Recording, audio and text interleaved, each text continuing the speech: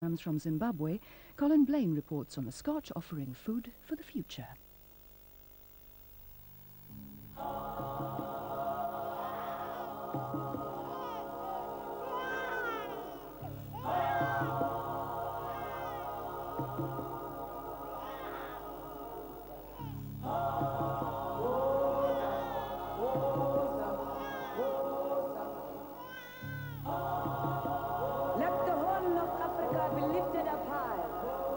Let the drums of Africa pound in the sky.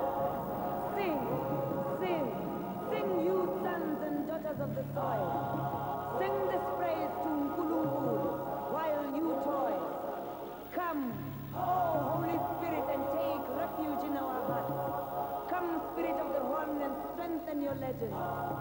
Madozi wait. Let love and unity reign in Mother Africa.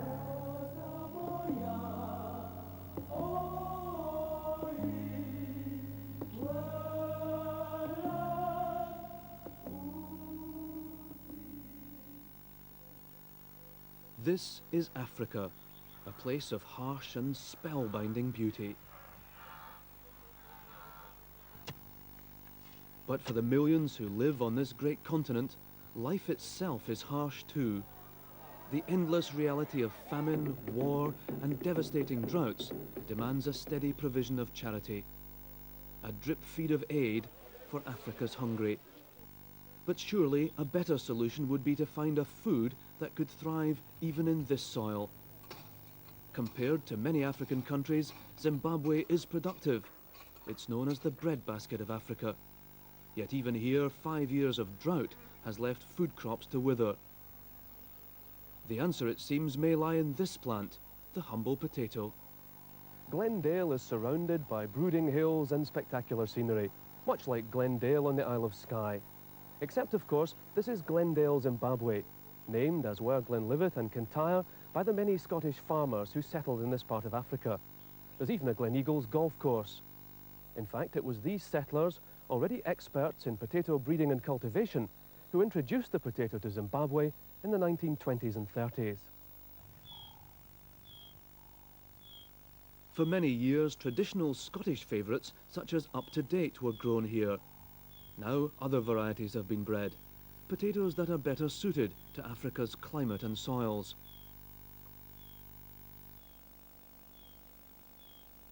One Zimbabwean scientist of Scottish origin believes that the potato could provide a solution to Africa's constant need for food. While gaining a degree in molecular biology at Edinburgh University, Dr Ian Robertson became a potato inspector in Laurencekirk. But in the late 1970s, he and his wife Valerie decided to face the challenge of life in Zimbabwe, then known as Rhodesia. It was an unlikely time to move to a country torn apart by civil war. It was an illegal regime. It was 77, and a lot of friends in UK didn't understand the situation. They said, you're supporting the wrong people. But I began to think maybe we could make a contribution. It's the challenge, and it's fun, and it's not uncomfortable. So we've raised our kids here. They were born here, and it is a big challenge, but we do believe that if Zimbabwe works, Africa can work. And maybe we've got something to offer for South Africa in our policy of reconciliation here, and how we're working together, how we're exporting food. Not every country is doing that.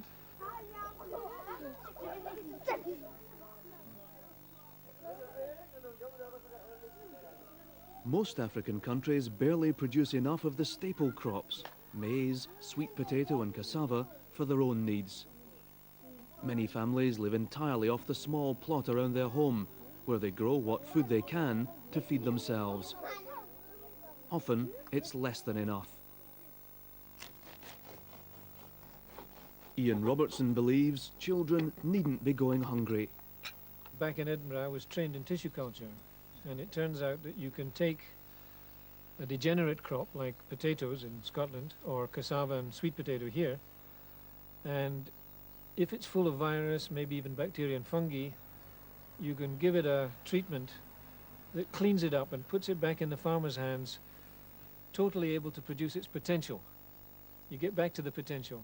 So something that may well be producing 6 tons per hectare here, that's the African average for cassava, could get back up to 25, even 30, even 40 if you really treat it nicely.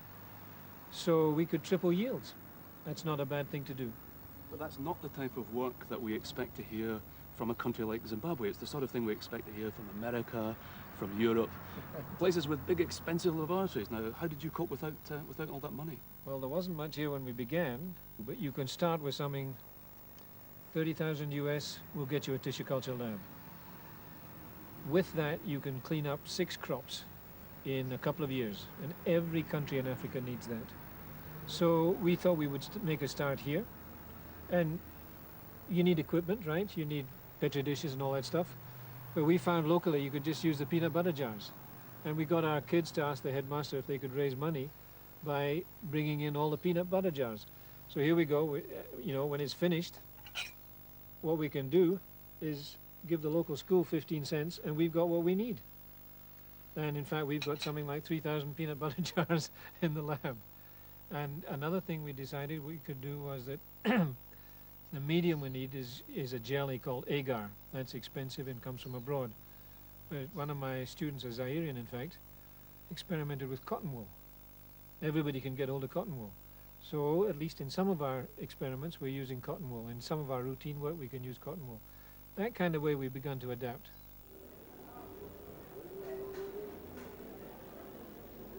Like children in Europe, the Robertsons are enthusiastic about a Saturday night visit to the chip shop.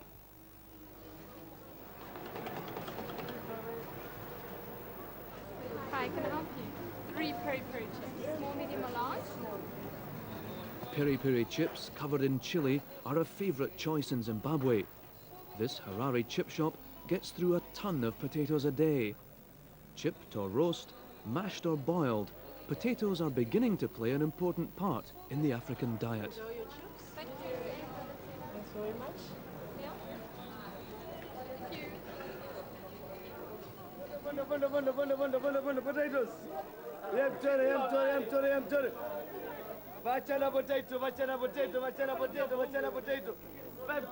With meat difficult to keep fresh, perhaps it's not surprising that a vegetable's catching on. It's not a traditional African crop, but the potato does have advantages. It's high in protein and fibre. Emmanuel Nyamusa, one of Ian Robertson's own students, is the sort of person who's turning to potatoes. As a single young man living in a township outside of Harare, Emmanuel's days are long. He leaves for work at 5 in the morning and doesn't get home till late. For Emmanuel, this is the ultimate convenience food. Potatoes is easy, to prepare, and also it's a little bit cheap as compared to these other these other types of food. So actually, I think it will help because it's cheap, it's affordable.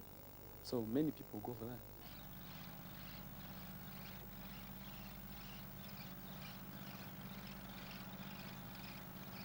Zimbabwe produces over 30,000 tons of potatoes a year for its own people to eat.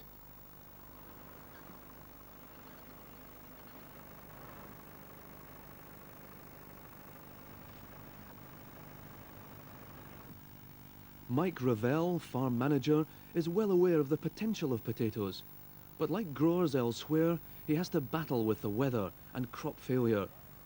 Here in Zimbabwe, it's a disease spread by aphids, which still causes the greatest damage.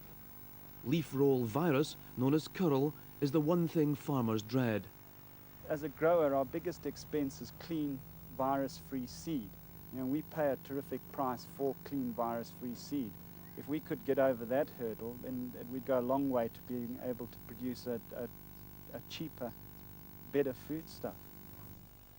The West is increasingly nervous about genetic engineering, and any mention of altering genes, the basic building blocks of life, can cause an outcry. Yet ever since farming began, farmers have been manipulating plant genes by crossbreeding to improve yield, colour, flavour, and so on. Here in Africa, this plant, the cocoa yam, was probably one of the first to be improved by breeding for better characteristics. But plant breeding is a lengthy process. The best cassava, the most suitable potato, may take years to develop. Genetic engineering can speed up the whole business 1,000 times. Perhaps the West can afford to be cautious about interfering with plant genes, but here in Africa, it could make the difference between food and hunger, between life and starvation. Ian Robertson's laboratory at the University of Zimbabwe, hard-pressed for funds, but at the forefront of research. Tissue culture is a way of taking specific parts of a plant out of the plant and growing them in such a way that you get back a disease-free whole plant. So in fact we take the meristems, that's the little buds, you go right into the heart of the bud, take the smallest piece you can, about 1/4 of a millimetre in size. That's why we need the microscopes and dissection equipment. And you've got to do it sterile, so we're as sterile as a surgeon is, so that's what we have the meths and so on for. And finally, we finish up with a totally clean plant. So you get back to the 100% yield potential. I chose potatoes because partly I knew a lot about them from Scotland, partly because worldwide they've been worked on well and there are methods for doing things properly in them, but more especially because here I can see urbanization increasing, I can see potato getting more popular, so there was some good work here on the breeding side. Maybe we could improve the yields. My students in particular are very proud of what they do, and I think every African, like every Scotsman, is very proud. We're all the same. And we've sometimes crushed pride around here. And maybe I've had a good education, maybe I can share and give back a little. And my students, I think, now are beginning to make their mark internationally. This one is growing faster and it's almost depleted in Yes, meeting. it looks like. So Yeah. Victor Masona and Rachel Chikwamba are two of Ian's most senior students. They believe they're involved in vital research. This is different because this is relatively simple technology. That is, for a start, it is very simple technology, it is cheap technology, and it is very easy to transfer. It's not going too far at all to say that we could be saving lives, because there is millions of people, of children that are starving out there because the food that we are producing at the moment is just not enough. So this kind of technology enhances food production, enhances food security, and it does save lives of the children that are starving out there. But tissue culture is just the beginning. With a bit of ingenuity, more sophisticated genetic engineering techniques can be practiced, even in Africa. Ian's own enthusiasm has captured his students' imagination.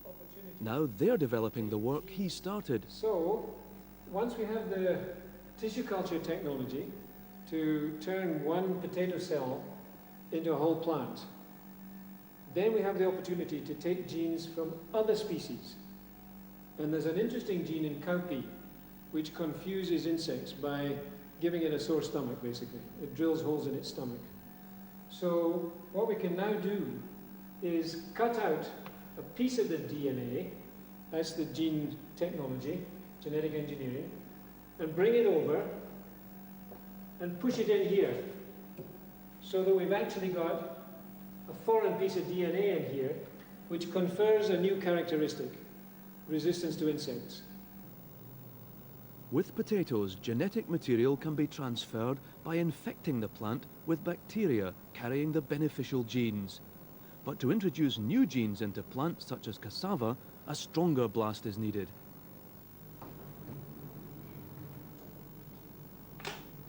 Guns are already familiar to Ian's students. Most of them remember the Civil War. Sophisticated gene guns were invented in America. Zimbabwe could hire the original for $500,000 a week. Ian Robertson adapted a second-hand air rifle. Like the bomb, like a gun. The gun, the gene gun, can be used for good or for bad. And genetic engineering, I think, can be used for good or for bad. If you're all set for profit, you may go in one direction. If you're all set to feed people, you may go in another direction. Certainly your priorities shift. And it's interesting in the third world because genetic engineering at the moment seems to merely move the market share around in North America, in Europe. Whereas here, I see people every day who might starve if we don't get this technology working for them. I've recently been where people are actually starving, and we could help. Obtaining the new genes is the biggest problem. Ian's appeal for help was heard by Dr Hugh Barker at the Scottish Crop Research Institute.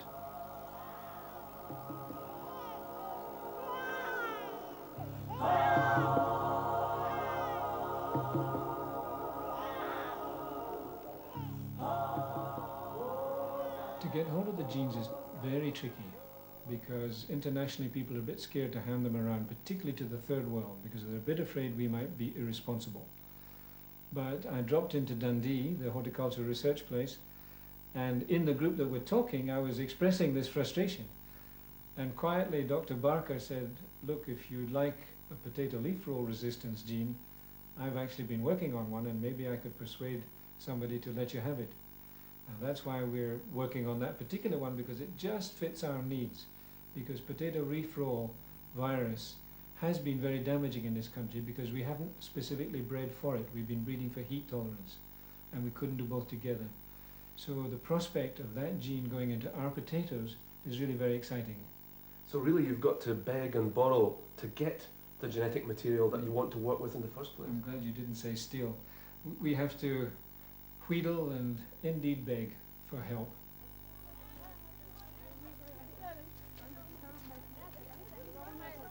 Now that he's been given the chance to establish a disease-free stock, Ian's next task is to multiply his precious experimental samples.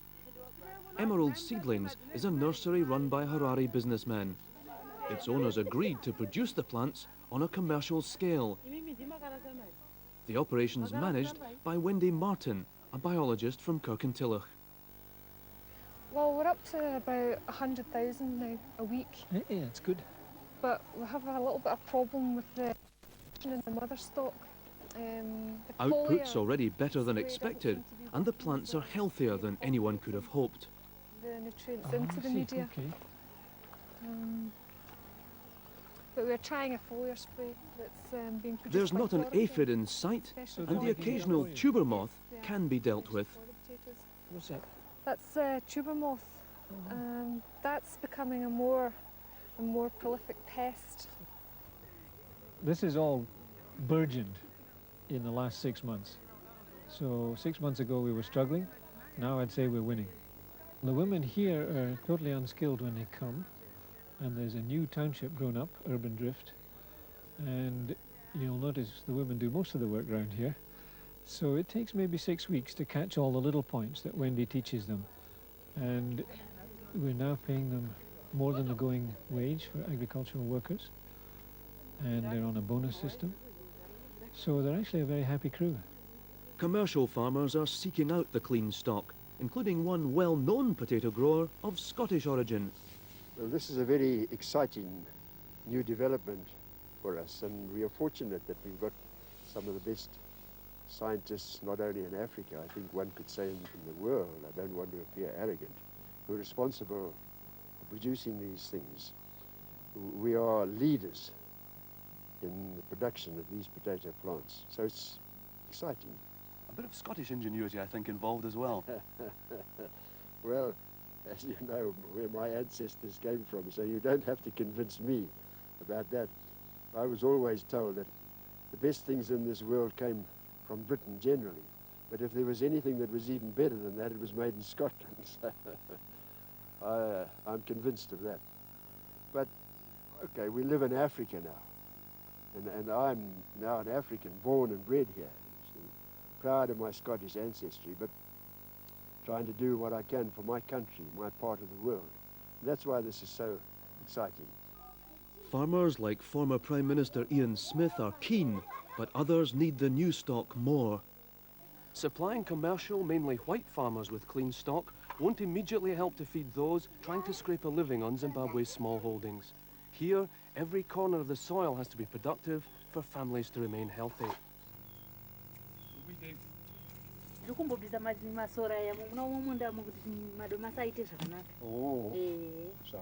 The Dandiro family only cleared this plot last year. They struggle to produce enough to feed 11 mouths. But they've heard about the work being done at the University of Zimbabwe. and the Danderos have been chosen to grow Ian Robertson's new potatoes.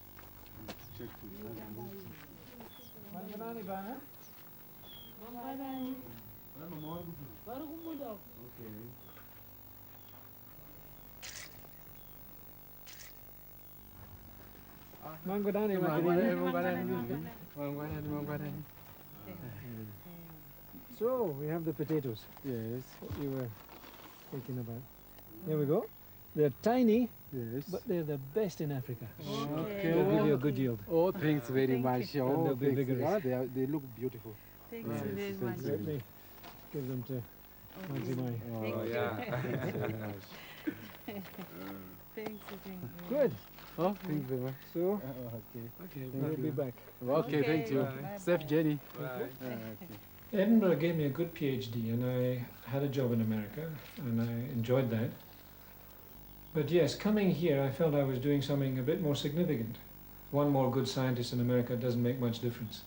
But here, maybe a good scientist could make a difference. Funnily enough, last year I was given a job offer in Boston, which is a mecca for chaps like me, which I worked out was 40 times my current salary. But here there's the challenge, there's the friendship, and there's the sense that you could actually make a difference. A difference not only with potatoes. Ian's already trying out the techniques on other, more traditional crops, such as groundnut and sweet potato.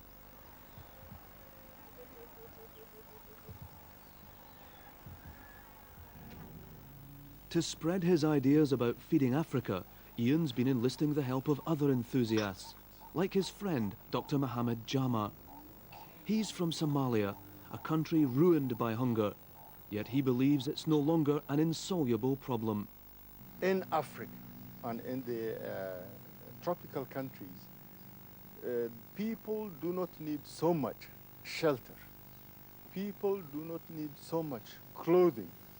They can survive the heat, and they can also stay under the trees or in the open. But what they must have, and they cannot do it, is food. If we can solve the problem of food in Somalia, then I think we have solved everything. Africa, mother and father of the universe, king and younger of the ailing soul. Your muti is strong, it cures to the bone. Let your loving offsprings unite for your protection. Banabatari enj, ariratane, masibamba nengezanda siye pambi. Teach the children, for tomorrow is theirs. Africa, in your fold, we will never be cold.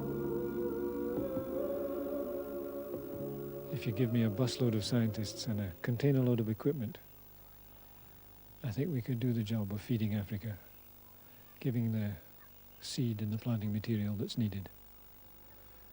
But the main thing is to build a team. And the bus is filling up, and we have most of the equipment we need. So it's really up to us to do the job now.